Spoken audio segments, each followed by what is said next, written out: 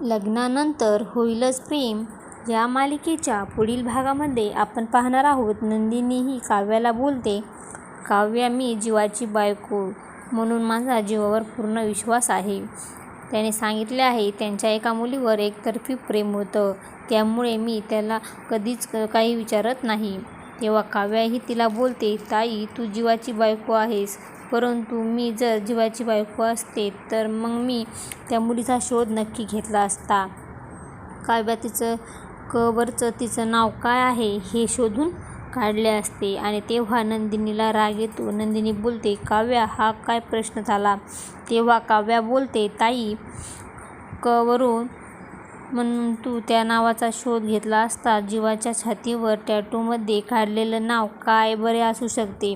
तेव्हा नंदिनी विचार करू लागते, तर ते नाव जास्त काही मोठं नसावे, 2 किंवा 3 अक्षराचे असेल. तेव्हा काव्या बोलते, 2.5 अक्षराचे सुद्धा असू शकते.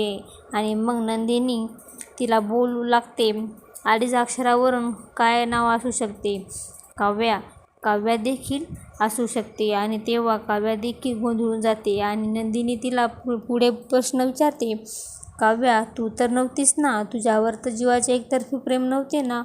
की मग लग्नाअगोदर तुम्ही दोघे एकमेकांवर प्रेम तर करत नव्हतात ना? नंदिनी असा प्रश्न विचारल्यानंतर काव्याही आपला चेहरा दुसऱ्या दिशेला करून उभी राहते आणि ती मात्र अतिशय घाबरलेली असते.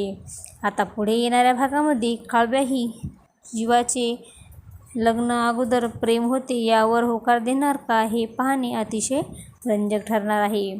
लग्नानंतर होईलच प्रेम या मालिकेचे सर्व अपडेट्स पाहण्यासाठी आपल्या चॅनलला लाईक करा, शेअर करा आणि सबस्क्राईब करायला विसरू नका. धन्यवाद.